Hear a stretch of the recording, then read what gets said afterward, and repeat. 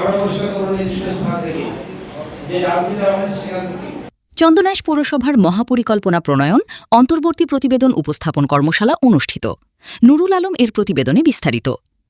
স্থানীয় সরকার প্রকৌশল অধিদপ্তর নগর পরিচালন ও অবকাঠামো উন্নয়ন প্রকল্প IUGIP এর অধীনে চন্দনাইশ পৌরসভার ২০ বছর মেয়াদী মহাপরিকল্পনা প্রণয়ন প্রকল্পের অন্তর্বর্তী প্রতিবেদন উপস্থাপন কর্মশালা অনুষ্ঠিত হয়েছে।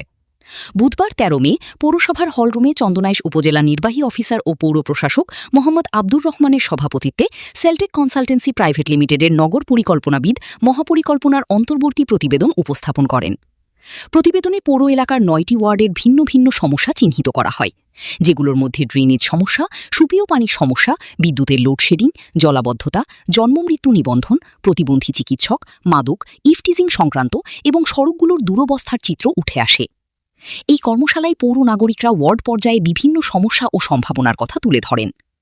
বক্তব্য রাখেন চন্দনাইশ উপজেলা স্বাস্থ্য ও পরিবার পরিকল্পনা কর্মকর্তা ডাক্তার রশি চাকমা, থানার ওসি তদন্ত মোহাম্মদ লিটন মিয়া, উপজেলা প্রাথমিক শিক্ষা কর্মকর্তা মোহাম্মদ কবির হোসেন, সমাজসেবা অফিসার রাসেল চৌধুরী, পৌরসভার উপসহকারী প্রকৌশলী রাজীব মজুমদার, উপসহকারী প্রকৌশলী আব্দুল মমিন, সেলটেক অফিসার পরিকল্পনাবিদ আল মোস্তাকিন অপূর্ব, আব্দুল বাসিদ ভূঁইয়া অর্ণব, ইমতিয়াজ শহীদ প্রমুখ সহ পৌরসভা বিভিন্ন ওয়ার্ডের জনসাধারণ, সাংবাদিক ও পৌরসভার কর্মকর্তা কর্মচারীরা উপস্থিত ছিলেন।